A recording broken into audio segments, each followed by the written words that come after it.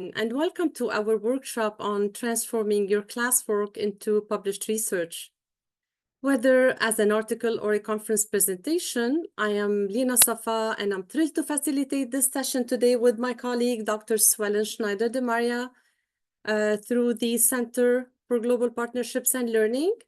Dr. Demaria brings extensive expertise as a current faculty member at Pepperdine University, where she's involved in the postdoctoral fellowship program in global leadership and change for 2024-2025. She holds a PhD in global leadership and change, and we are both here to share insights, strategies, and practical steps to help you take your assignments to the next level and into the realm of published research. We would like also to welcome Dr. Gabriela Miramontes, who's just checking on us, will stay a little bit with us. Thank you for your support, Dr. Gabby, the Director of the Center for Global Partnerships and Learning. Here's a quick look at our agenda for today. We will start with an introduction to publishing, covering the basics of publishing and why it's a valuable pursuit for your career and research visibility. In part 2, we will discuss how to leverage assignments and coursework to develop publishable research. In part 3, Dr. Demaria will walk you through a 12-week plan for publication. And finally, in part 4, we will wrap up with practical advice on preparing and submitting your work for publication. We will cover key steps for a successful process. So we hope to make this an engaging and interactive workshop, and we encourage questions and participation throughout. Now let's start with the first part of today's workshop, an introduction to publishing. Publishing can sometimes feel intimidating, especially if you are just starting, but it's actually a fantastic way to build your academic profile, establish yourself in your field, and connect with other scholars. For graduate students in education and psychology, publishing can showcase your research skills and give you credibility, whether you plan to pursue further studies or enter the professional field. Many people think that publishing is only for established scholars or their work might not be good enough. But truly, publishing is a skill that you can develop, and it's very much a journey that involves learning and growth. And always remember, every published scholar started with the first article. So there are many benefits to publishing. It increases your visibility in your field. It allows you to contribute to ongoing conversations in education and psychology, and often opens doors for valuable networking and collaboration opportunities. Plus, this process deepens your own understanding of your work as you get feedback and refine your ideas. We will be walking through each stage of this process today. So whether you're here to explore the idea of publishing or ready to prepare a manuscript, you're in the right place.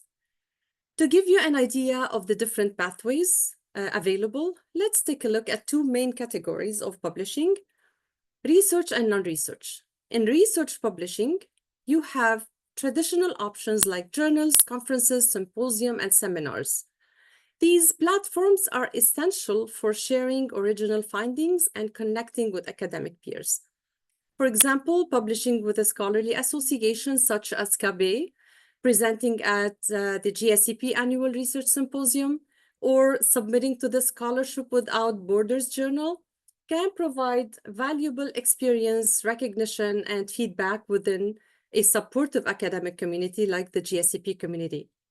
On the non-research side, you've got podcasts, blogs, digital columns, and we have a great example at the Center for Global Partnerships and Learning, the Elevating Voices in Leadership podcast, which is a great place to start with if you would like to share insights from your field or reflect on your professional experiences.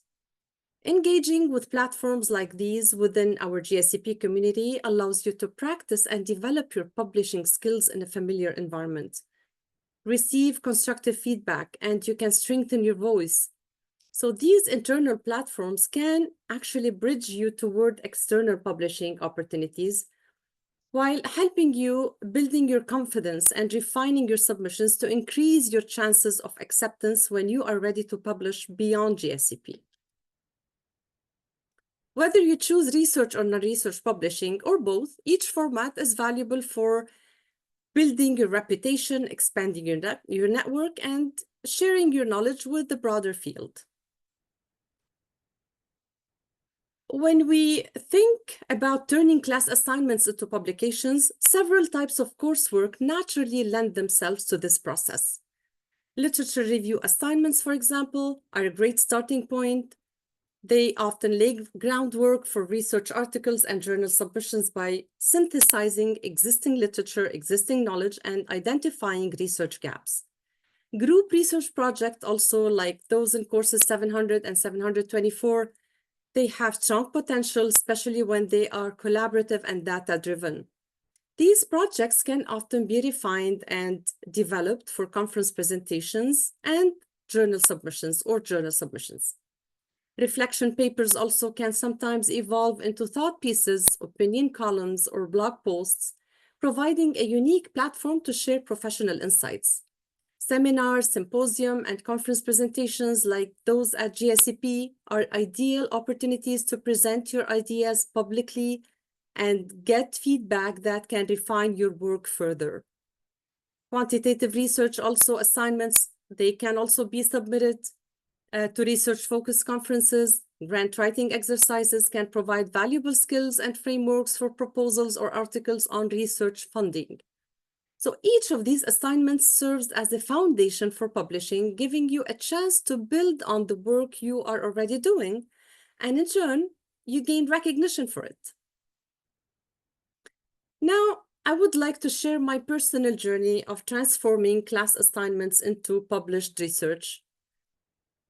This path started with one question I asked myself early on. How can I leverage my doctoral studies to create something lasting and meaningful? We all know we'll eventually earn our degrees. That's evident. But my goal was to go beyond that, to get as much value as possible from my time, from my effort, the resources around me, and the degree itself.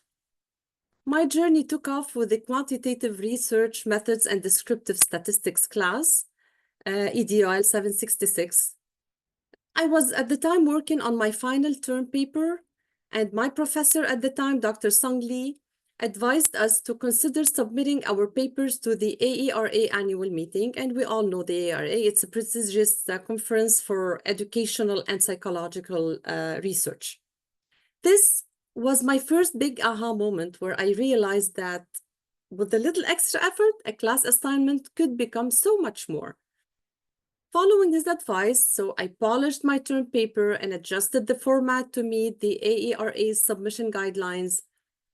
Dr. Lee's insights actually and encouragement were invaluable. He had walked himself through this path, and he was willing to share his experience with us, which is the case with all of our professors. So the key is to benefit and take advantage of their experience. And to my surprise, not only was my paper accepted, but 7 of my classmates' papers were also accepted. We all presented our work at the AERA 2023 annual conference in Chicago, and that experience opened so many doors. It was the starting point for everything that actually came after. And here's the exciting part.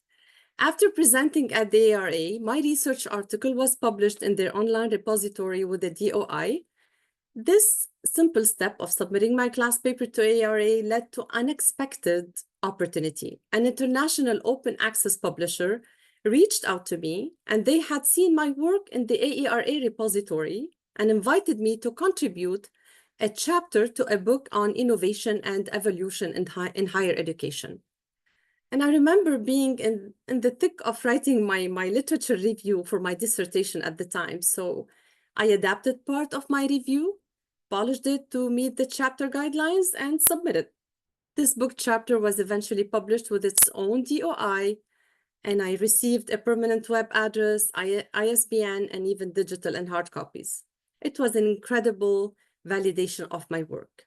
From that moment, the doors kept opening. In 2024, I was invited back to AERA, this time as a session chair and a discussant. It was a full circle moment for me, moving from being a first-time presenter to being invited to actively contribute to others' research discussions. And I did not stop with the AERA. I took this approach of transforming assignments into conference presentations across my entire doctoral journey, and I presented at our GSCP 6th, 7th, and 8th research symposiums, as well as the Hawaiian International Conference on Education, HICE 2024, CABE 2023, and at the 7th International School Psychology Conference in Iran, invited by Dr. Shima Barati. All this from assignments, class assignments I had developed with feedback and guidance from my professors. So why am I telling you all this? My message is to you, if I did it, you can absolutely do it. Think big, aim high, and believe in yourselves. Leverage your resources, leverage every resource here at GSCP. The Scholarship Without Borders Journal, the GSCP Annual Research Symposium, Elevating Voices in Leadership podcast, the Writing Support Center, and many others. These are platforms designed to support you in refining your ideas, to receive valuable feedback, and to share your work with a broader audience. Really, every step you take to develop your classwork will build your skills and expand your opportunities. Ultimately, the only limit is the one you set for yourself.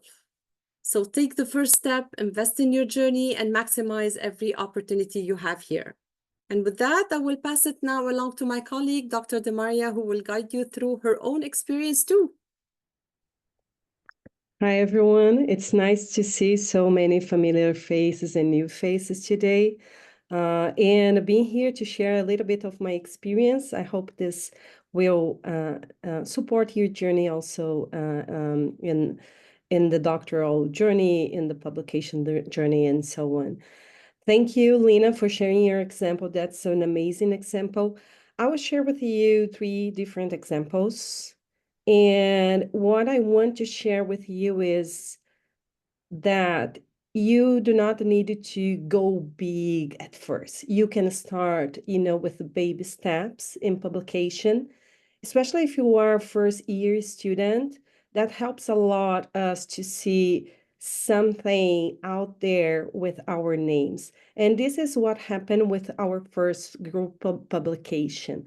We took an assignment from the core 700. If you were taking that with a Dr. Gabby, or I don't know if other professors do the same paper, the leadership paper with 4 questions, but you actually conduct a phenomenological study, and you can use it to publish. What our group decided to do is we decide to take this one and publish in a conference, the IOSSBR. And all this conference requires is an abstract. So you just submit this abstract. That's easy as it is. And then if you were approved, then you come up with about 8-10 slides covering the relevance of your study, the problem you were solving, the questions, methodology, and some of your findings.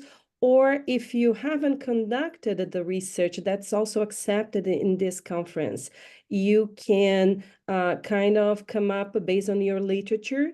You can develop your expected outcomes, your expected findings for that research. So I think that this is a very good example. And if you are interested in start with baby steps, I would definitely go for it with this conference, because it is an easy pathway to get into publication. Lina, can you move to the next one?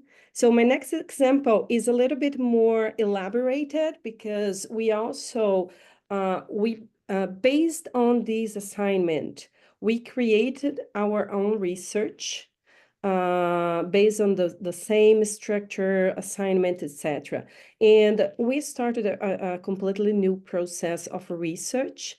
And for this research, we got into 2 conferences. We published 3 full papers, and we also received the Provost Grant for this research, which is another pathway when you feel more comfortable to go farther in your research.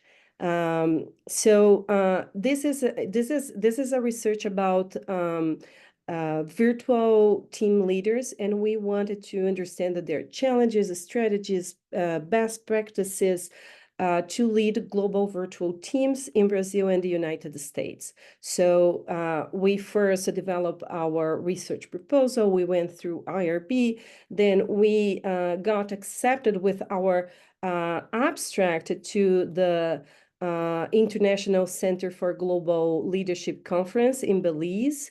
And this is another conference that only requires the abstract. So we start with that because then we could also receive some feedback and such.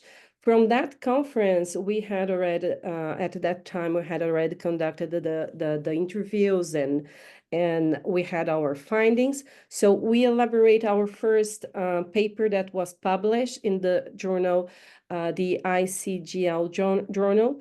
And after that, we also published another 2 articles at the Scholarship Without Borders.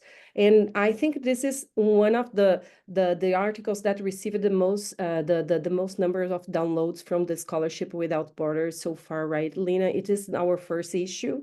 That helps because it's out there for a long time. But this is an example that, you can do.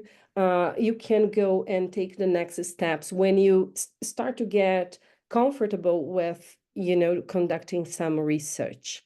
And it's also a phenomenological study. The next example, Lina, is something that I took from the course 801, Publishing and Disseminating Knowledge. And for this one, I used a systematic literature review, and I wanted to analyze what the recent literature had offered as best practices for building trust in organizations, and I want to compare private and governmental organizations, and I use a particular model from Myers to analyze the literature review. This is very interesting because I consider this as more work because my dissertation was on building trust. So when I start assessing all this literature, I already started thinking about my dissertation, the literature review that I was going to use in my dissertation.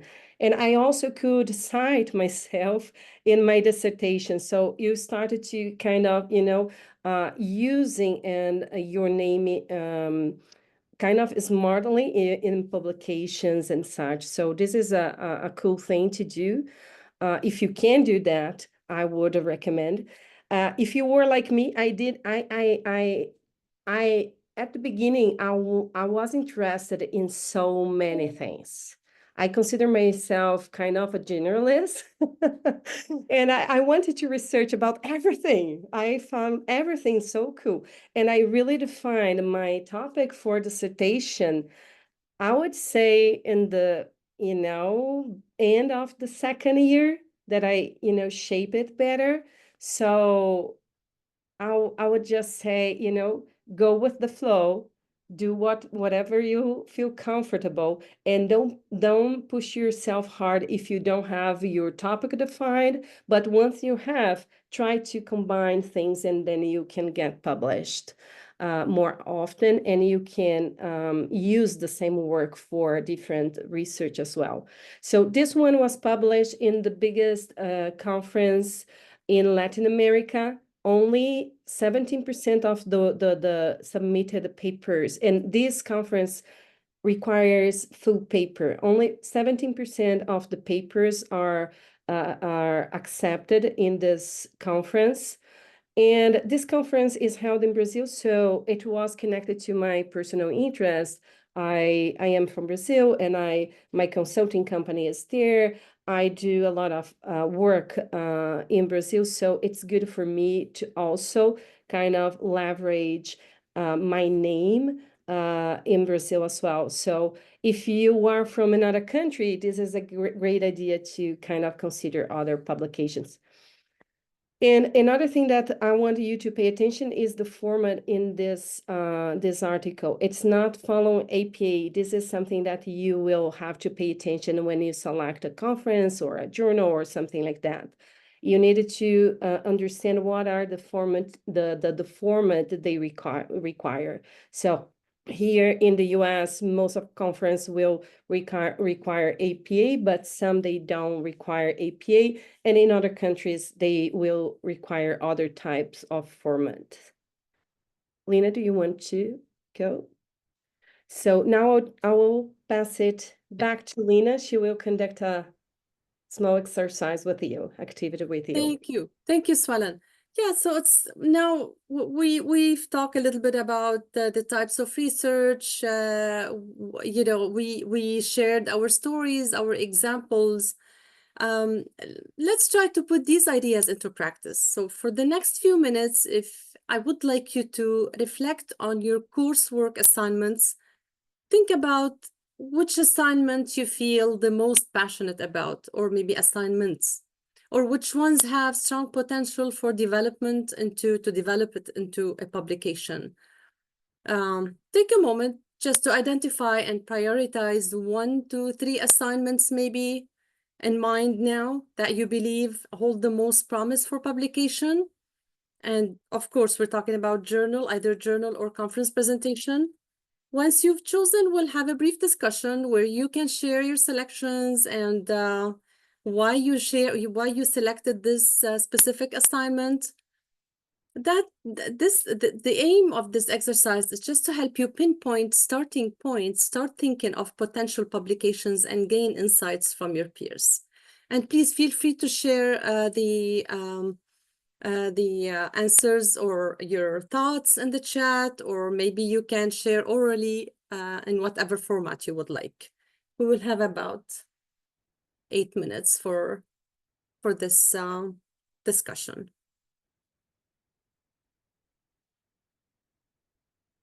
And if anyone would like to jump in and just share thoughts orally, yeah, I see Monica, please.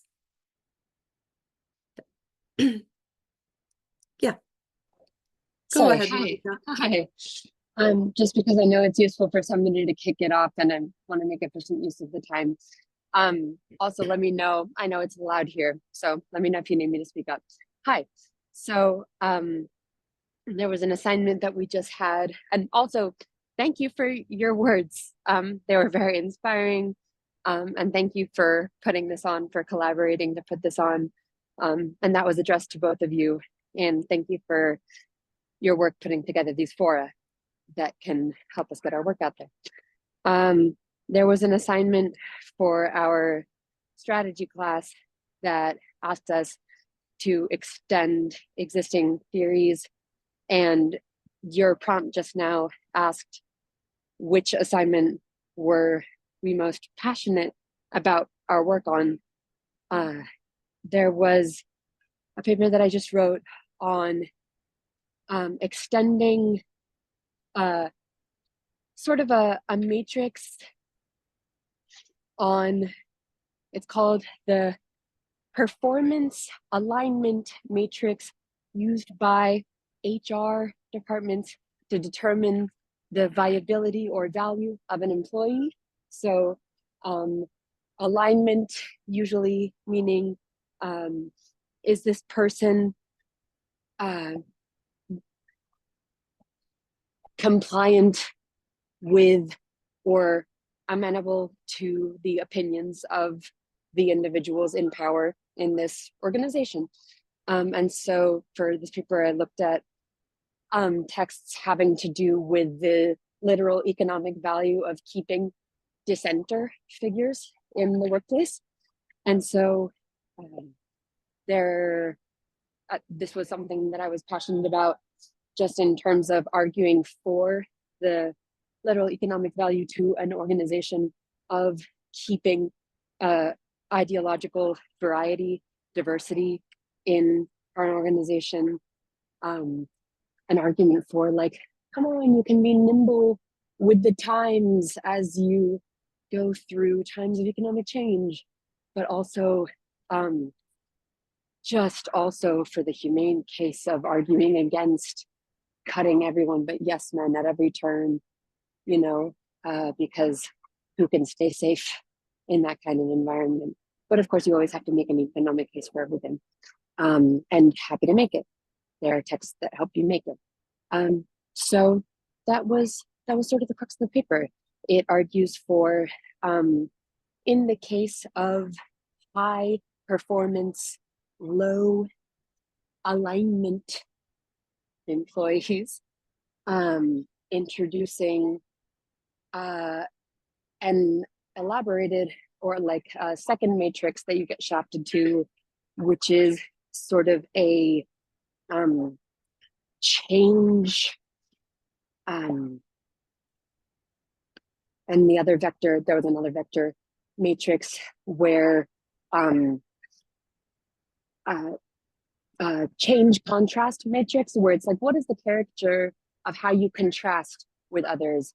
Is it combative contrast or collaborative contrast? And how motivated are you to change?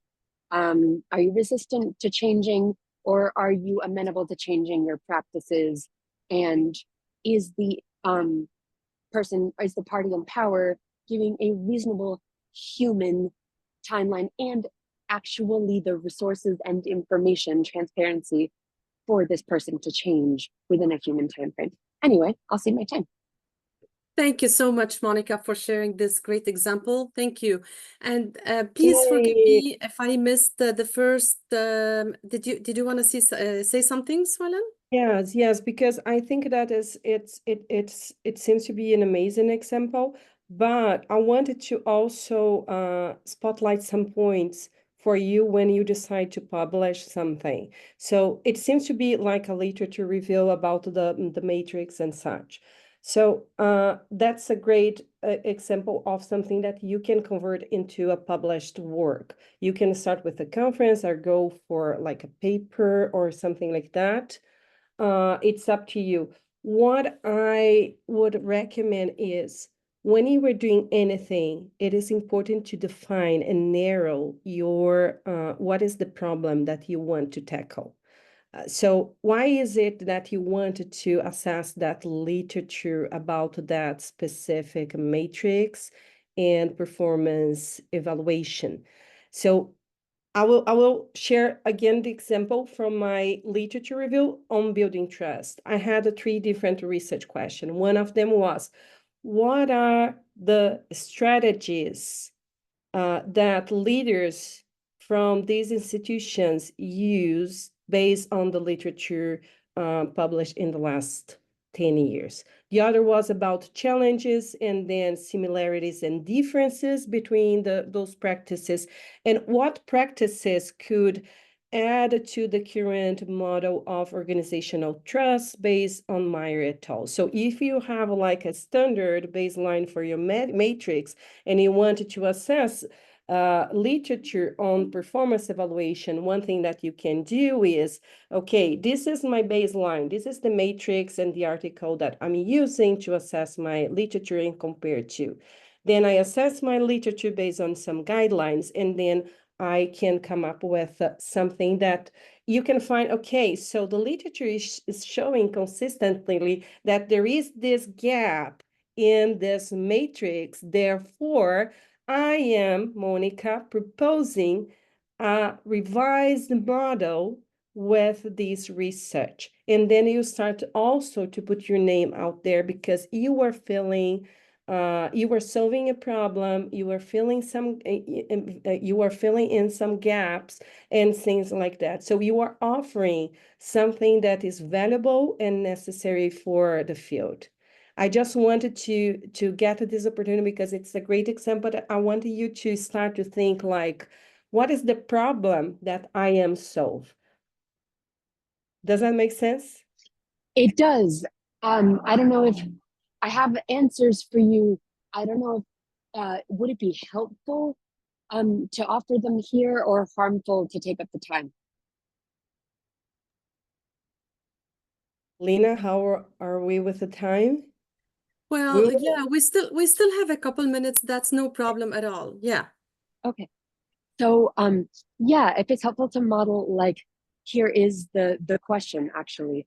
So my question, or sort of the framing device, was the problem was that often I saw a lot of language of morality being inappropriately assigned or ascribed to people designated high performance, low alignment employees. So even like these business texts or Harvard Business Review articles would give them labels like vampire or literally asshole. There's like a popular business text that calls them such.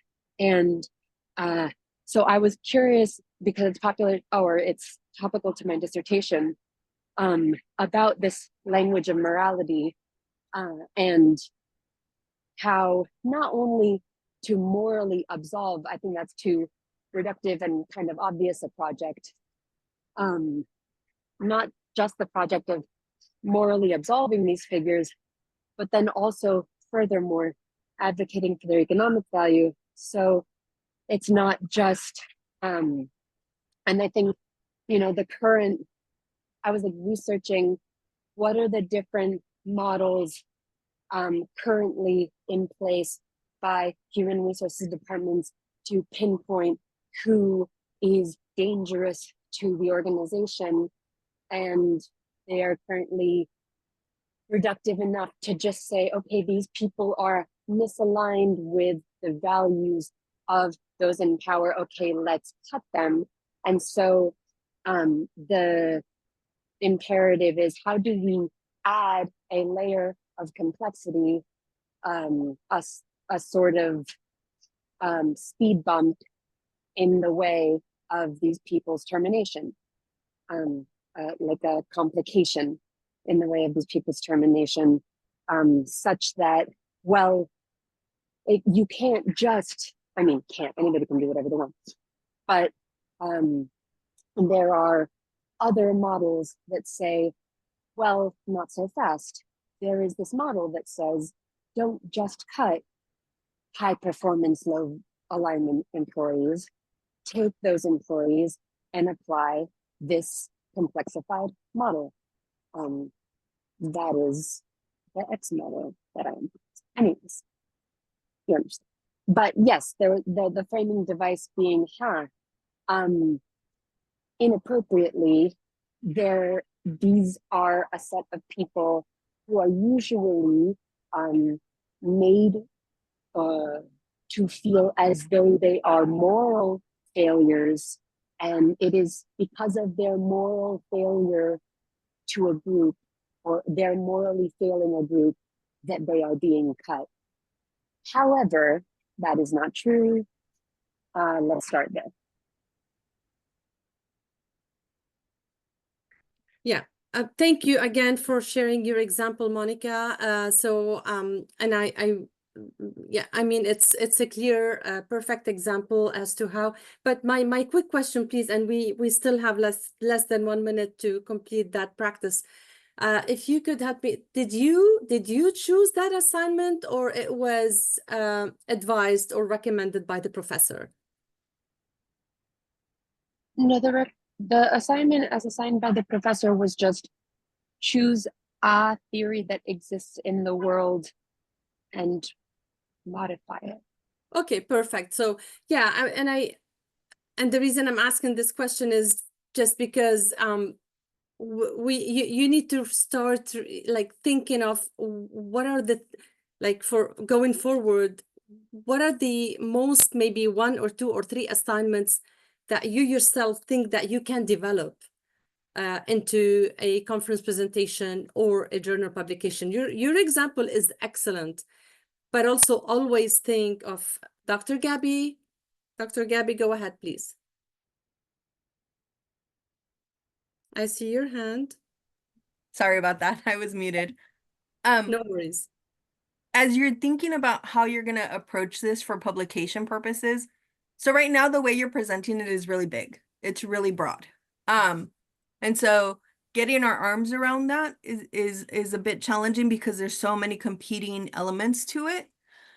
So one of the first strategies you have to take on with this topic is kind of narrowing it to one or two research questions, if you will. Like, is it language or is it morality? And I know you're talking about both, but just bear with me for a second. So when you're thinking about what you're going to publish or how you're going to approach it, you want to be able to identify the research question clearly. So once you identify what it is, because you have a lifetime to publish, right? So I know sometimes in our first iteration, we want to throw everything in the kitchen sink into it. And that's a quicksand, if you will, if you think about how difficult that then becomes. So in this idea of what you want to do for your dissertation down the road, what do you want to explore now as part of that? And so you want to shrink it down into bite-sized pieces, especially for your first several publications, so that you can get your arm around it and you're creating some traction and longevity in how you're approaching the material, if you will. Dr. Suelen? Thanks for that, Dr. Gabby. Yeah. Can you Yeah. hear me? Okay, thanks for that. That's a good example. And going back to your the example that Monica shared with us. So translating that into specific, simple, narrowed questions. What languages of morality exist in the current evaluation model, blah, or something like that, or in the literature of evaluation? This is one question. If I want to understand the impact of that language, it would be another question like, how does this language impact lower performance employees? So this is another question. Try not to mix things up, because then you cannot answer precise your question. This is very important. Back to my example and to the 700, you have a specific question framed such something like, what are the strategies leaders take in this field to solve that problem or to lead this group of people or something like that? And it's different when you assess the challenges. You say, what are the challenges they face when they encounter this problem or when they lead this group? So those kind of language needed to be kind of trained, but the more you train it, the easier it gets, and you will have a better outcome of it in a better paper or presentation or whatever you decide to do. Thank you for bringing that up, Dr. Gabby. I hope that makes sense and that helps you to shape your questions. That's very, very important. I know that some of you have heard Dr. Gabby and me talking about that in class, but yes. So one thing that is important is start with the assignments that you think you can use for this journey, and think of the problem you will try to address the research questions. Lina, And I think what you're touching on now, touching up on now, Dr. Suelen, you will get to your next part, the 12-week guide for publications. So the floor is yours. Thank you so much. So this is a very good resource for you all. Writing your journal article in 12 weeks. I would say that converting your assignment to publish work in 12 weeks or less is my adaptation of this book, because sometimes you can get published in less than that by submitting something for a conference presentation. So you don't need the full paper. But this is indeed a guide that will help you during your doctoral journey. And sometimes you are only introduced to it like in your second year. So if you are a first-year student, I would strongly recommend that you start to look at this guide. The 12 weeks horizon, no, go back a little bit, Lina. So the 12 weeks horizon, what it helps you to do is, so if you analyze it with your term, in practice, if you understand the 12 weeks, you can start from the proposed assignment to plan your publications based on your assignment. Then you work smart, you can choose to work along with the assignment instead of just converting it after you finish it. This is something that you can choose to do once you understand the steps that it takes to get your work done and ready for submission. Planning in advance is really good because you can really optimize time and effort. You can really work smart. And the 12-week guide can be used as weeks or stages because sometimes, so let's say, for example, you are trying to locate where you want to publish. You don't need a whole week after you already know the places, the journals, and the guidelines. It will take maybe a day or so. So you can start to make it flow faster than what is proposed in the book. Lina, can you go to the next slide? So this is just an overview of the 12 weeks that we are going to cover according to what is suggested in this book. You can move to the next one. So in week 1, when you are planning your stages, so stage 1 or week 1 is all about planning. So selecting your assignments with potential for publication. Set specific research questions, goals. For example, you will challenge existing theories to come up with a new theory, the example that Monica just shared. You will introduce a new methodology to solve a specific problem, or will you study a phenomenon, or will you do some other maybe quantitative analysis to analyze what is happening in a specific field, or apply some instrument. This is really up to you, but it must be connected to a problem or a gap and to a research question. This way you will be able to kind of set your goals and then the publishing goals. So one important thing is when you start planning, let's say you are starting a new term or something like that, and you want to plan your publishing journey for that term. One thing that is good is to block out time for writing and creating your presentation. If you do like a couple of hours, 1 hour a day, 30 minutes a day, it's really up to you, or a block of time on a weekend day, this is really up to you. But if you want to get published, just try to block out time. I will give you an example that Dr. Gabby and we usually do when we are working on projects. We kind of set some times every week or every other week together, so we keep us accountable. We keep us accountable for doing the work and working together for our publication. So this is a good planning too, that you will increase your commitment with yourself, and when you have a partner, you can also use your partner. Dr. Gabby, you were laughing. You want to say something? I'm just laughing because you also have to give yourself grace, right? Yeah. So what Dr. Sue isn't telling you is that there were several times where she had to chase me down because I hadn't done what I said I was going to do. And where she got on Zoom and she's like, I haven't done it. And, Catholic guilt is real with both of us. So the fact that we weren't doing what we said we were supposed to be doing. But part of the accountability is affording each other grace as well, and having someone there that says, hey, I get it. And we're going to push through this and we're going to do this work together.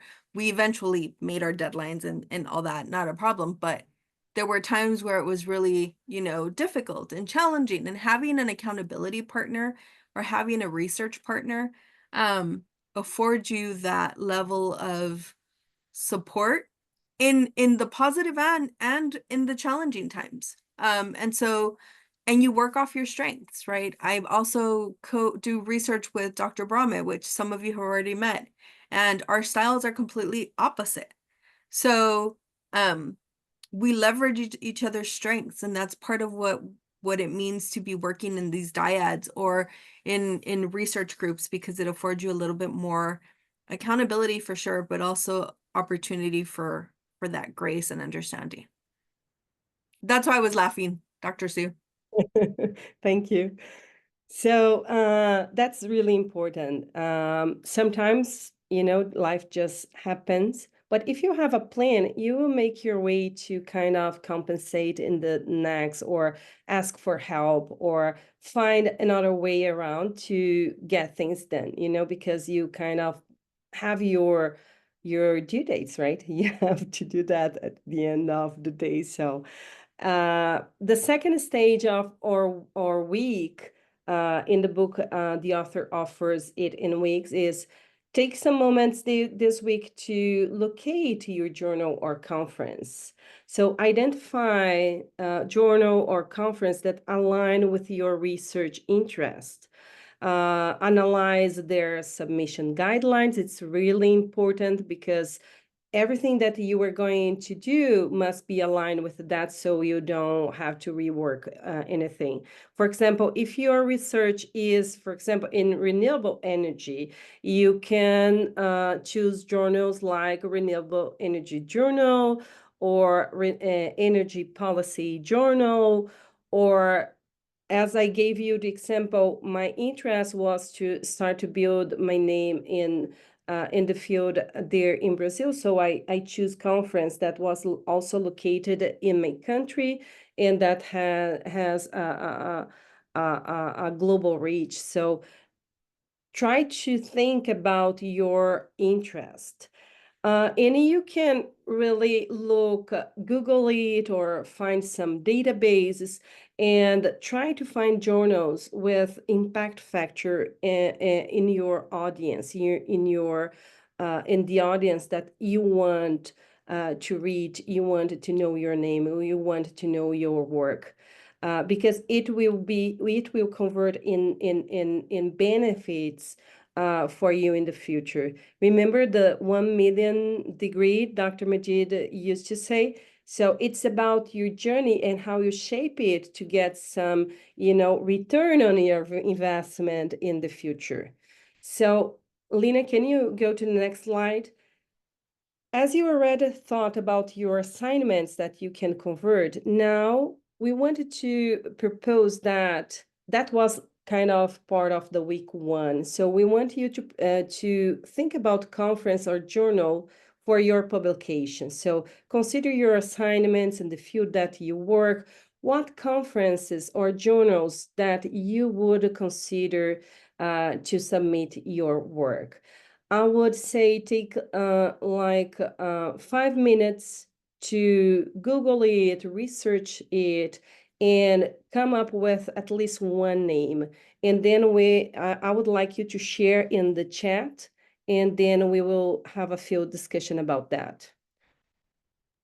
And I would like also to mention that going forward, soon you will receive a comprehensive research guide that has a wide list of conferences and scholarly journals to navigate, and that's gonna be really helpful.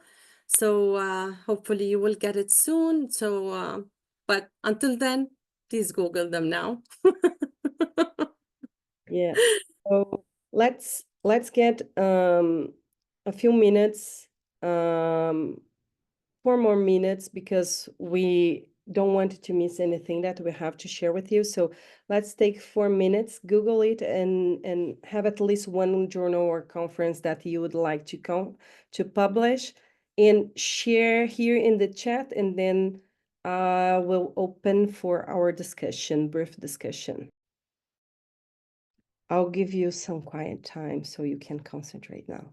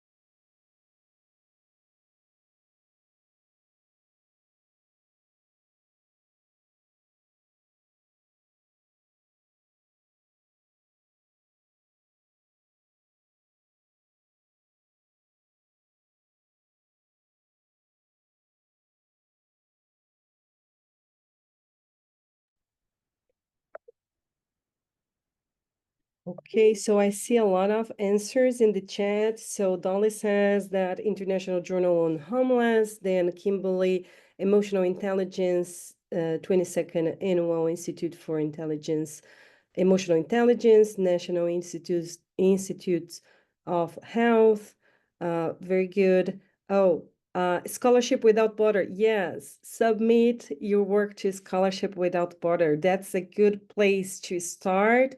And there are a lot of people that will walk you through the journey. So you will receive a lot of constructive feedback that will improve your work.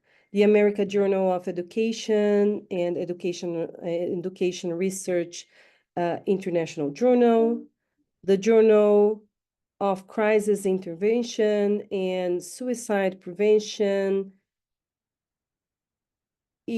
EDTA, Theater Education Conference. So from your journal, I can read that you are interested in very different fields, or you work in different fields. So it's really interesting, and it's good that you start to kind of narrow where you want to publish, because again, it will increase the power of your voice within your field of interest, your field of work. So yeah, that's very interesting. Megan also said that Adoption and Fostering, a quarterly peer-reviewed journal. Very nice. Great.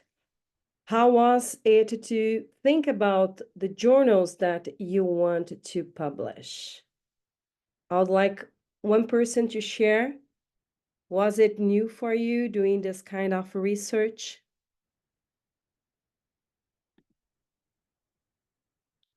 Yeah, Dana? Yes, it's new to me, but it also is inspiring because that is something that when I decided to enroll in this program, that was a long-term, well, a goal of mine. So it was great to do that exercise to just kind of keep my momentum going. Yeah, this is an exercise that you usually do in the publishing course, which is uh, further in your coursework. So if you start doing it now, you start to see all the possibilities there is there for you. And then after this, please take some more minutes and, save this link and go to the guidelines and read through it and take notes to guide your research. So you start to shape your research, your article, or your abstract, and then your presentation according to their guides. This is, I would say, one of the, most important steps, because you get it right from the first time. It doesn't mean that you won't receive feedback. You will, but it helps a lot. Dana, thank you so much for sharing your perspective. So let's move to the next week. So once you get your topics of interest, your assignments, you narrowed your objectives, and you decide where you want to publish, then you will start your next week. So the book proposed that once you have that done, you start reviewing your literature. So week 3, block some time to review your current literature. If you haven't done that so far in your assignment, sometimes you have done that. So you can consider not having this week and jump to another step because you are already using an assignment. But I would say that at least take some time to review and assess if there isn't anything out there that you can use. Another tip for you that are starting your coursework, librarian is a very good resource at Pepperdine. So try to schedule, if you have questions about how to conduct a good literature review, or search for the articles that you want to find or a topic and such, I would say schedule some time with the librarian and try to discuss your topic. I had great discussions with Dr. Brahmi in the beginning of my process, and it helped me to kind of guide my next step. So this is an important thing. Another thing that you can use is you can use a lot of, you can use annotated bibliography, you can use some softwares such as Zotero or EndNote to help you to organize your references, and it will make easier to cite your work, to have your reference list. So if you can start using that now. And this part will kind of guide your narrative. And that's very important week to focus on. The next week will be structure the article. So you have your problem, your research, your plan, you have the journals and guidelines, you have the literature assess about the problem you want to solve, so you have an idea of what is out there. So now it's time to get all this together and create a structure, an outline for your article. And this must consider the guidelines from the journal you wanted to submit or the conference. And also some of the ideas you already have from the literature that kind of help you to answer your question in a way. So this is the moment that you started to organize your outline, and usually it will include like introduction, methods, results, or finds, or both together. You can use sub headings to explain better your literature and this kind of thing. Moving forward, Lina. So week 5 or stage 5 will be, okay, now I have my outline, I have all this literature. Let's start, filling the gap. So let's start writing the first draft. So this week, I would say just put your words on the paper. Don't be focused on, small details. Just get the idea out there. Try to kind of write the first draft of it. And for that, I know that it's hard when we sit down for first time to write. So try to find techniques that are better for you, times that are better for you. Some of you will be like, okay, I'm an early morning person, so I will wake up 4:30 and I will write from 5 to 6. That's great. Some of you don't like writing from 5 to 6, right? And you prefer to do maybe, late in the night, and that's okay. Some of you will prefer to block some time, a full 4 hours during a Saturday. So it's really up to you. Look for things that work for you, but try to sit down and write. Even though you cannot, let's say, okay, I can't think about this aspect of the literature right now. So jump to the next, and after you can go back. I'm not a linear writer, so I have my outline, and sometimes I write something that is in the third part, and then I go to the first part. So you can do that if you are more inspired to write a section rather than others. So try to find your way to get things done during this week. And then after you have your draft, this is the moment that you start revising. First revision is revise for to refine your arguments and ensure the logical flow. So one thing that you can start using in this week is the Writing Support Center to kind of read through your paper and help you with some ideas about the flow. Make sure you are using all the elements that you said you were going to use. Make sure you are using subheadings to kind of delineate your storytelling throughout your writing. Revise your writing to strengthen your arguments, base them on citation. We tend to go and write with citations that support our position.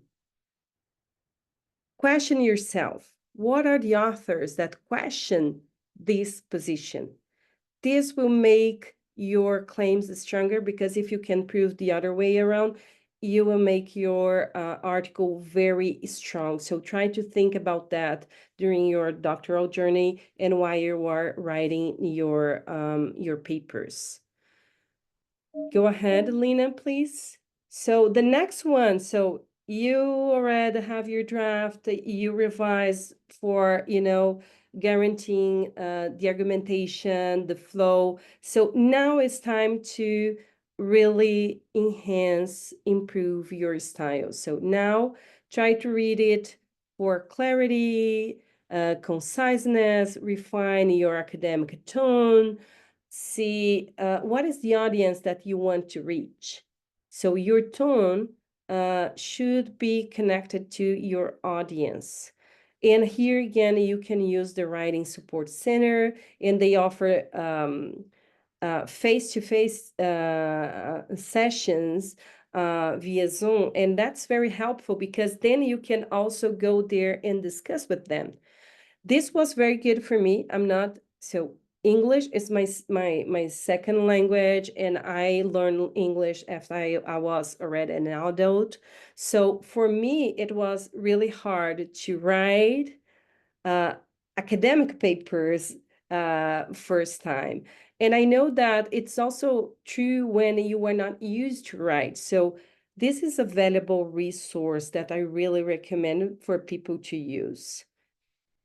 So week 8 is about asking for feedback. So is there any, peer that, you used to work and you trust each other that you could, and that knows your field, that could read through your paper and give you constructive feedback? Do you have any faculty sponsor or any faculty you trust to give you feedback? So try to find those people and ask them for feedback. Once you receive, then incorporate the constructive feedback. Why I'm highlighting this constructive feedback? Sometimes you receive feedback that does not align with your purpose, and that's okay. It's up to you to choose what you are going to incorporate or not. Just remember to be polite, because the other person took some time to read through your work. So yeah, usually they provide good feedback, but sometimes it really happens that they don't give you good feedback.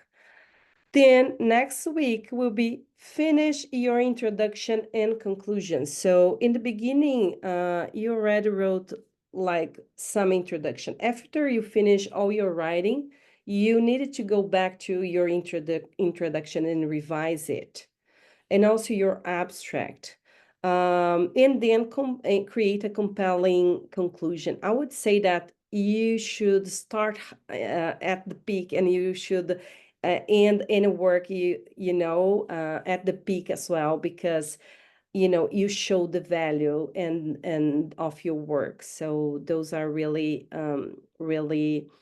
really good things to consider. Then after you finish everything, you will go back and revise citations and reference. And in this week, the author doesn't include, but I would tell you, try to see and revise the format according to the journal. Is it APA? Is it MLA? Is it ABNT? What is it that they require, or other guidelines they are asking for you? Maybe you find a conference that will say, okay, here it is, single space, block, blah, blah, blah. So try to guarantee that you are using the formatting that they require, because they can just reject your paper or your abstract if you don't put it into their format. And that's the easiest part. Sometimes, depending on the case, I also use editors for my paper. It's, if it was something that I was not feeling to do or something like that, I would use an editor to do that for me. And then week 11 is prepare for submission. So one last proofread your article. I know you read it a lot of times, but it's good to give some pause. I would say 48 hours, and then proofread your article again to guarantee that everything is there, that you follow all the submission guidelines, and then you are ready to submit your article or abstract confidently.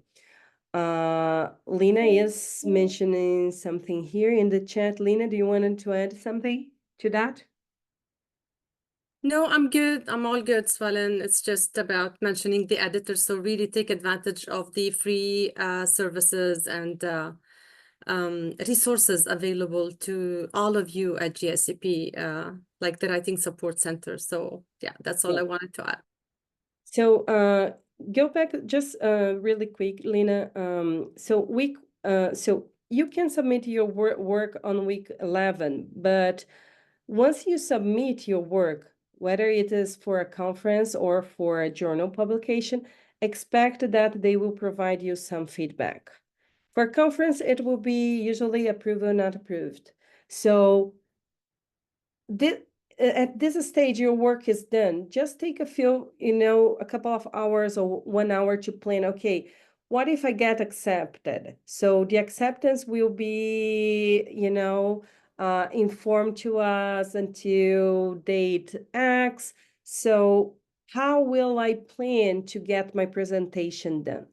You don't need to allocate time ahead of your approval notice, because then you will miss some time that you can use for anything else. So I would say that just start working on your presentation and such after, because it's just easier. You don't waste your time. That's the way I do. But if you want to get the presentation done for any reason, it is up to you. And if it is an article, you can if it is an article, you can plan some time to revise your article. Yeah. Now you can go ahead, Lina. So this is again the overview of the 12 weeks. You don't need to use all your weeks here. So take a moment to think about, go back a little bit, Lina, sorry. Okay. Take a minute to think about the journal or the conferences that you selected and the assignment that you selected to convert into a journal publication. So what I want you to do is pause and think about what weeks or stages do you want to consider for your work. For example, if I'm doing a conference, I would do stage 1, that's planning the journal or conference, and week 2, literature and the structure.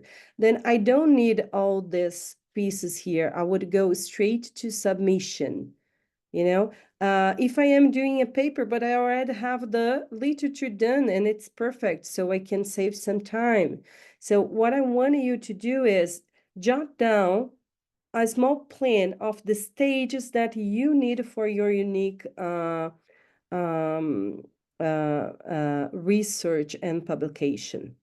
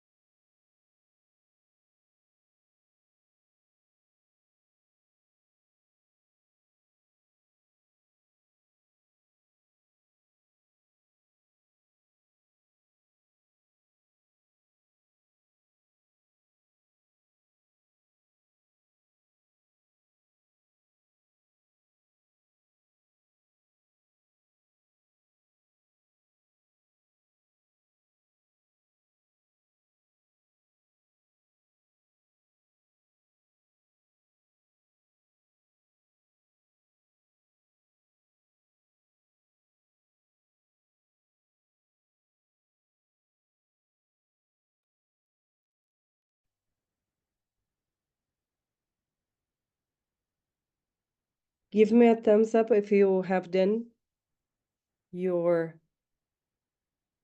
plan, if you have selected your stages. Have you done that? Anyone?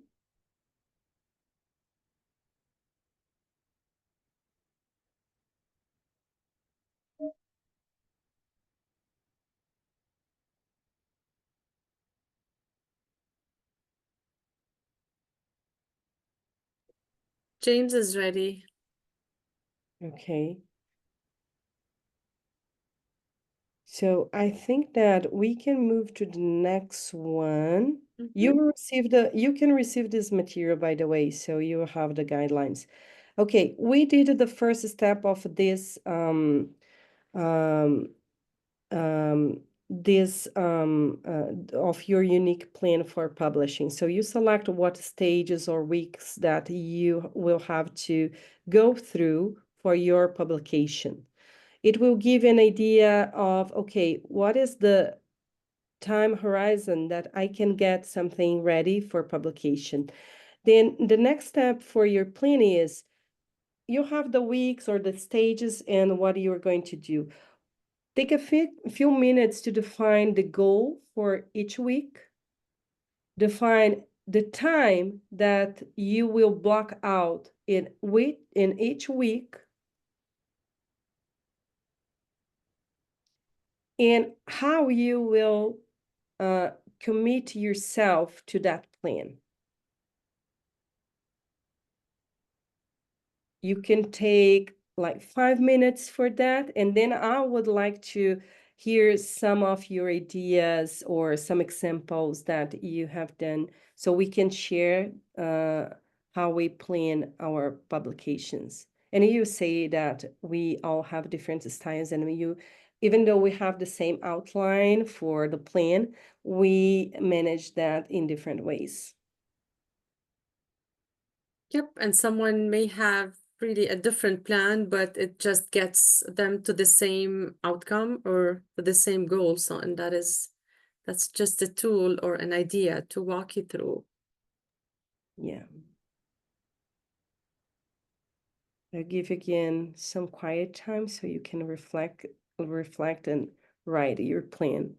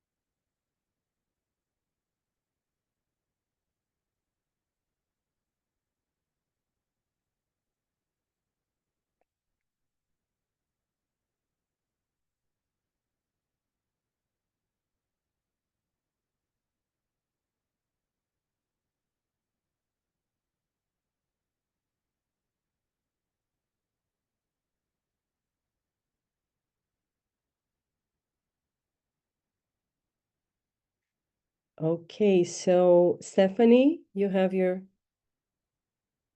hands up. Do you want to share? Well, actually, I do want to share just a little and ask a question. Sure. So thank you, Dr. Lina and Dr. Sue. So my question is, prior to even targeting a conference, for example, there becomes the issue of funding. So at what point in this timeline or prior to the week's beginning, should we start considering maybe applying for a grant that's available at GSEP or other places as we target a conference, for example? So the book, the 12-week plan from the book doesn't cover like grants or such, but this is my recommendation. When we start our project, we start with that in mind. So we had, at week 2, we had all the guidelines. And when we start to write, instead of writing the introduction, we wrote the proposal on week 2, following the guidelines for the provost grant. So I would say that you should plan that from the beginning if you wanted to work smart, because then you can take your proposal, pieces of your proposal, to your introduction and such. And depending on the grant that you wanted to apply for, or the funding that you wanted to apply for, they might ask you just like a page proposal, or they might ask you like 15-page proposal.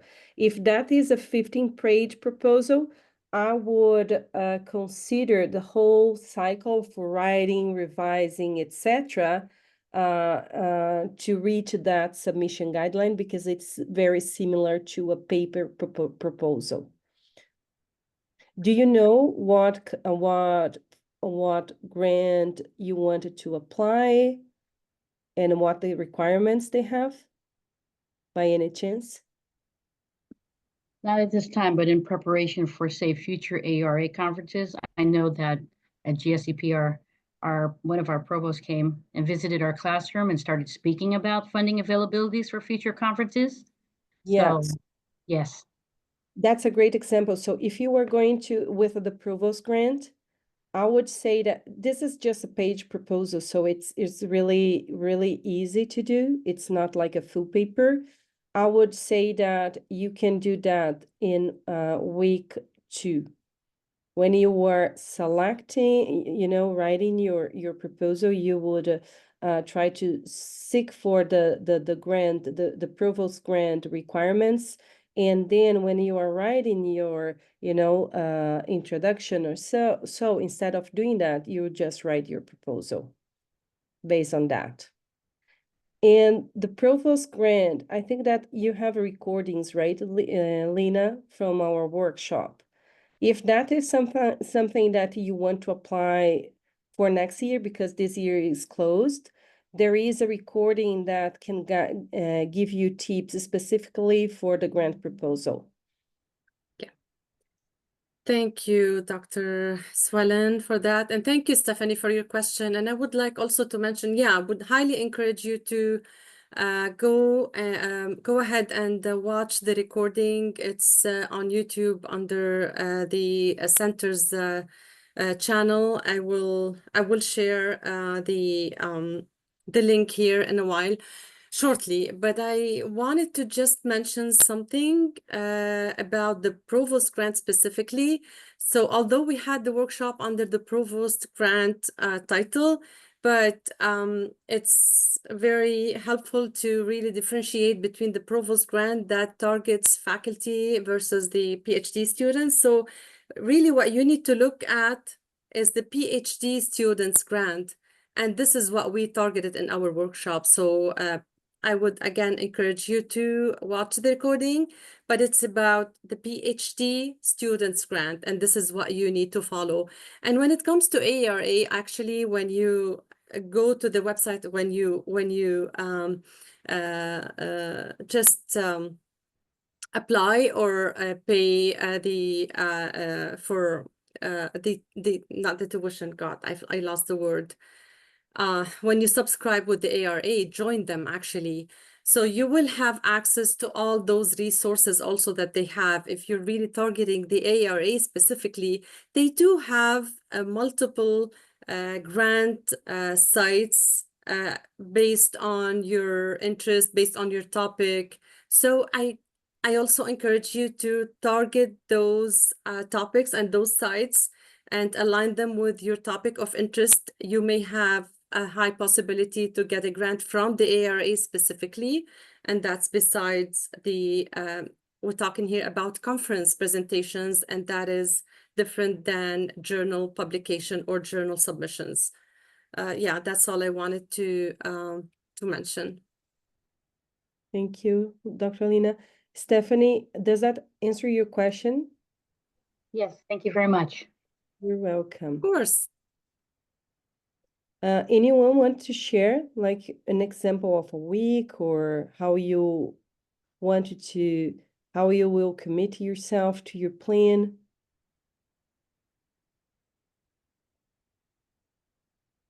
Or how was it to think about that for the first time? And it's also something to think about down the road, down the line. So it's just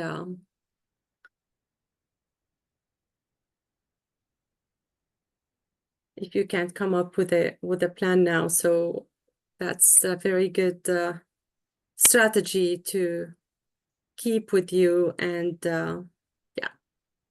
Yeah, someone is, I think, is Kimberly. Yeah, please. Yes. Thank you. I was just going to say that I like to write sometimes at different times. I'll be inspired. It could be very early in the morning or really late at night. But I do know for this, a structured time is better so that way I can be accountable. So I'm saying to myself, I want to write just for this, at least 2 hours a day between 6 and 8 in the morning. And of course, I think about this stuff 24/7, but I want to definitely commit that type of time to it. that's great. And do you come up with something that will keep you committed to that? Yes, I mean, in addition to our regular schoolwork, but making sure that this is safely on target will be the driver, because I don't want to miss the deadlines.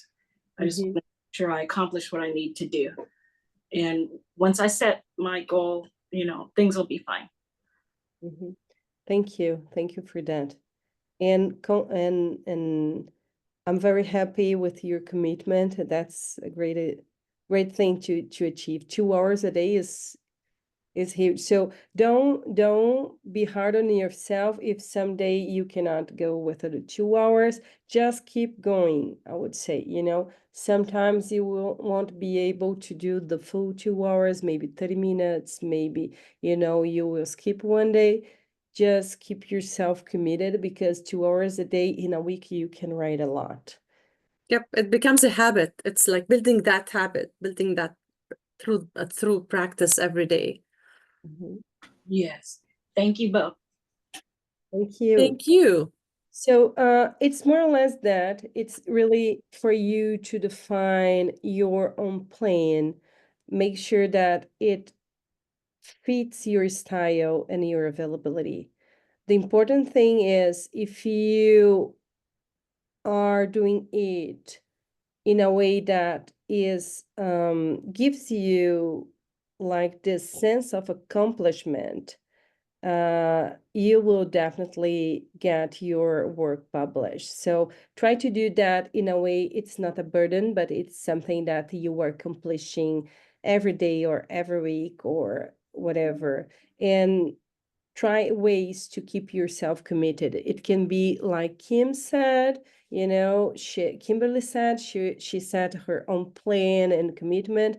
If you can maybe work with someone else, or maybe you can ask someone to, touch base with you about your research like once a week or every other week. So you keep that in mind, that that day you will have this meeting with that person and you will discuss what you have done so far and ask for opinion. And it can be a peer, a mentor, or someone else that you trust that will give you good guidance through your journey. And with that, I think we should move to our last part, Lina, because otherwise, I'm afraid we won't have time for questions at the end. Sure.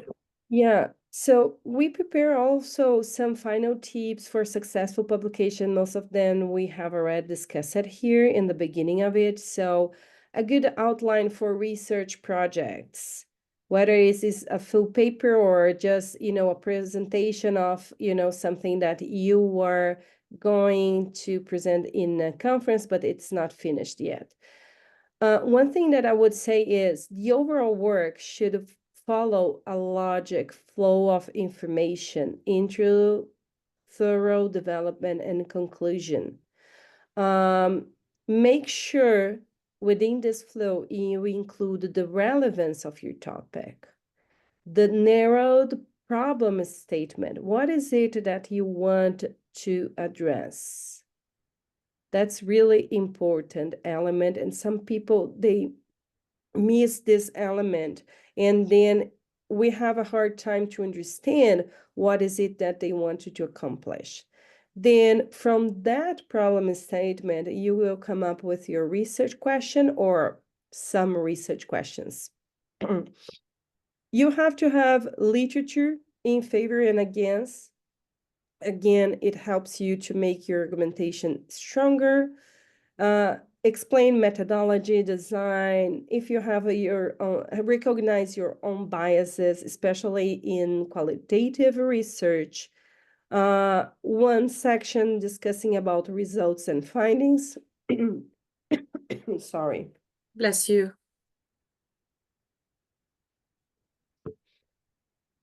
I'm recovering from a cold. I'm much better today. If it was 2 days ago, I couldn't be here, I think. So the results and findings, if you don't have it done yet, you can do expected results and findings. And finally, conclusions and future studies. Lina, I will turn to you. Thank you so much. Sorry about that, Dr. Suelen. You did great. So this outline actually keeps your project organized and ensures that each section contributes to a cohesive and compelling study. And that always increases its potential for successful publication. And I would add one thing for your conclusion before I move to the next slide. So for your conclusion, it shouldn't only summarize your findings, as we always do, but also suggest areas for future research, for recommendations that encourages ongoing exploration of the topic. Okay, so as we wrap up, and before we wrap up, let's review some final tips to help you effectively navigate the journal submission process. First, it's crucial to know that it's crucial to know your target journal, to identify the target journal. Take the time to read through past issues and understand the types of studies and discussions the journal prioritize. Journals often have a specific scope and audience, so aligning your work with their focus will increase your chances of acceptance. Next, make sure you follow the submission guidelines closely. Each journal will have specific formatting requirements, preferred citation styles, and word limits.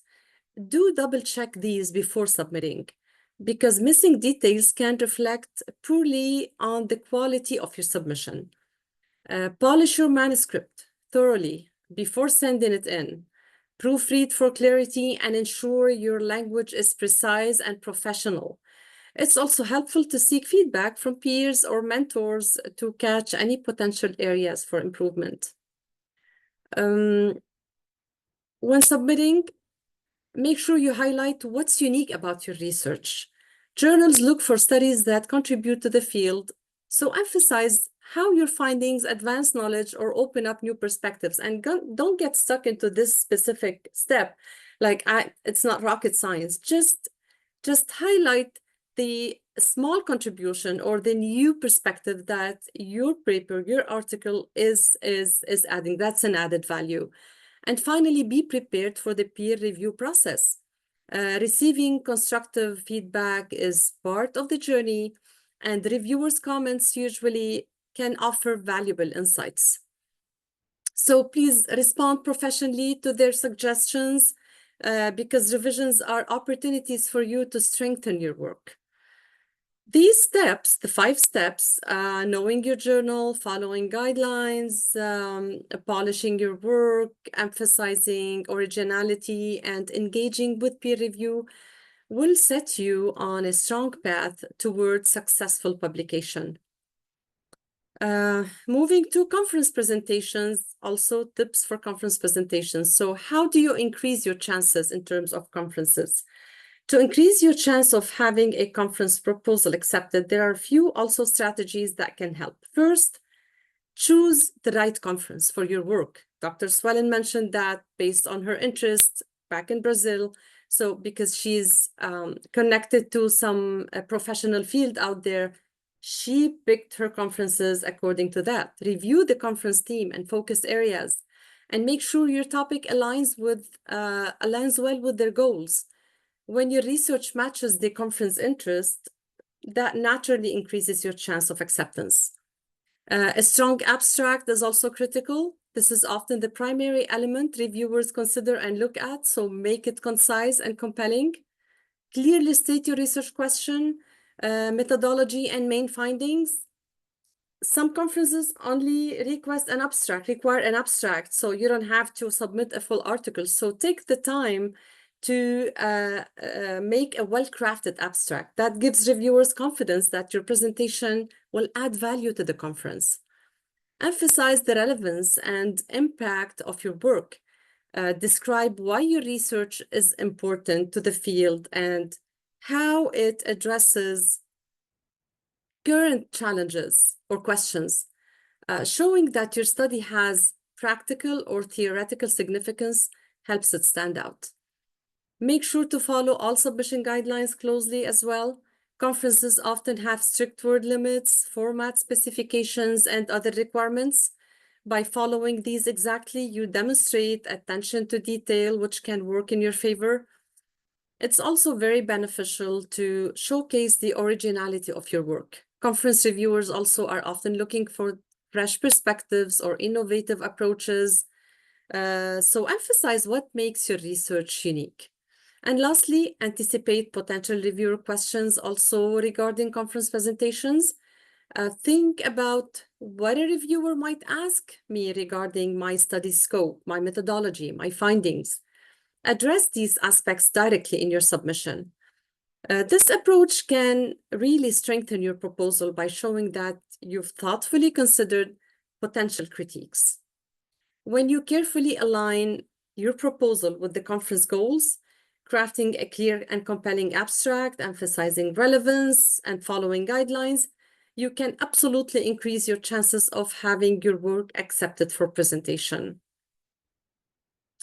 And with these strategies in mind for turning your classwork into published research and securing conference presentations, we hope you feel equipped with a clear path forward.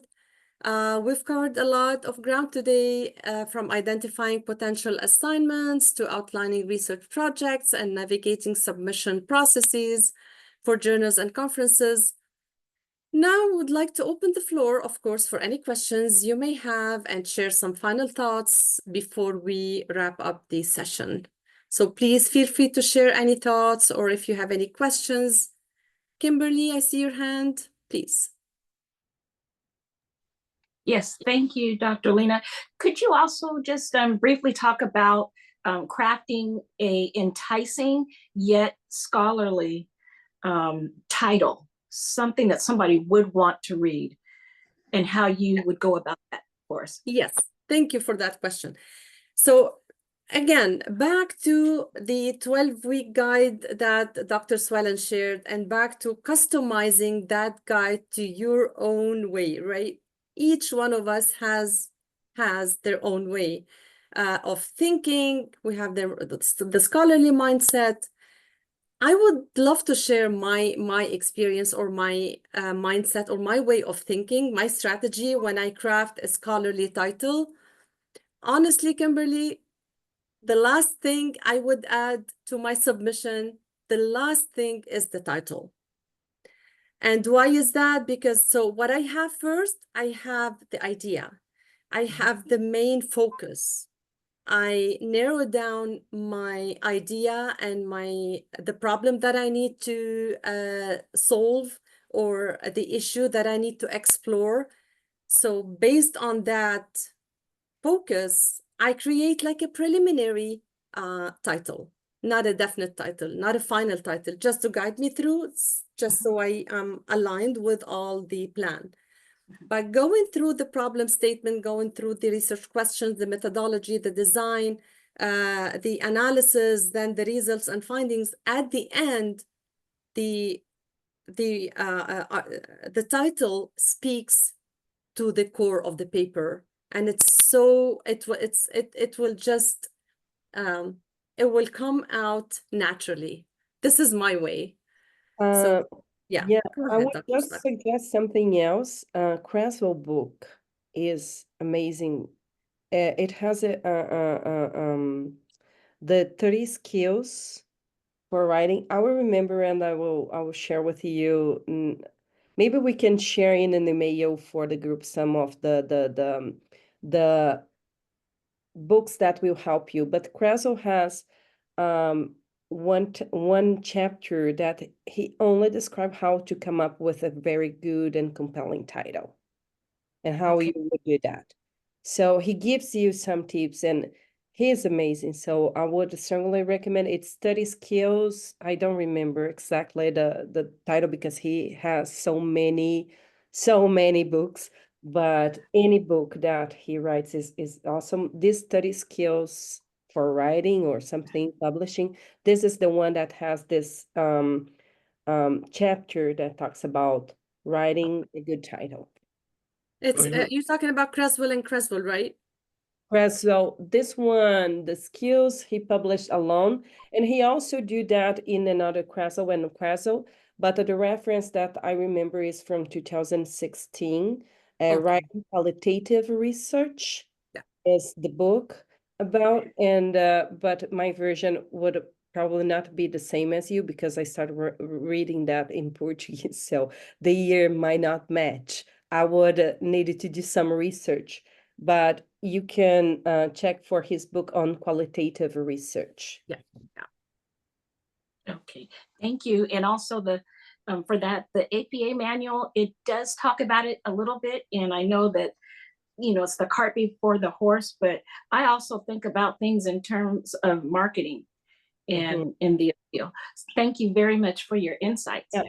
And also the same book about qualitative research from Creswell, he also explained like how do you structure and write a compelling introduction, which is very important. So this is kind of like if you go, I know that you were interested in qualitative research.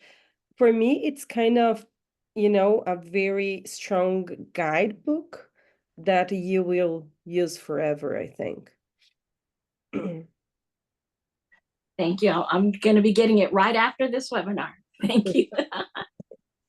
Yeah, and again, no matter what guide you read or what research scholarly book you read or any scholarly strategy, you will definitely customize it based on your mindset, based on your own way of writing or doing things.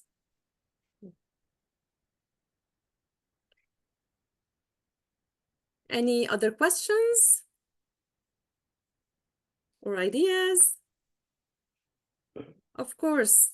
Yeah, you very, very, very nice. We're really thrilled to see you all here tonight. And that's not going to be the only workshop.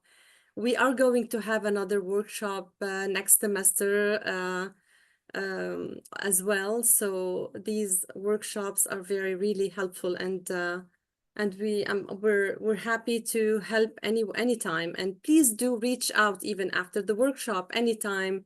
I've been scheduling one-on-one with the students, and please do reach out, and I'm happy to schedule a one-on-one session to do a research consultation or for research advice, to go through your current work, or to brainstorm together what is it that you may develop in terms of class assignments, or maybe current research that you are thinking or you're working on. So, and we're always here to help, me and Dr. Suelen.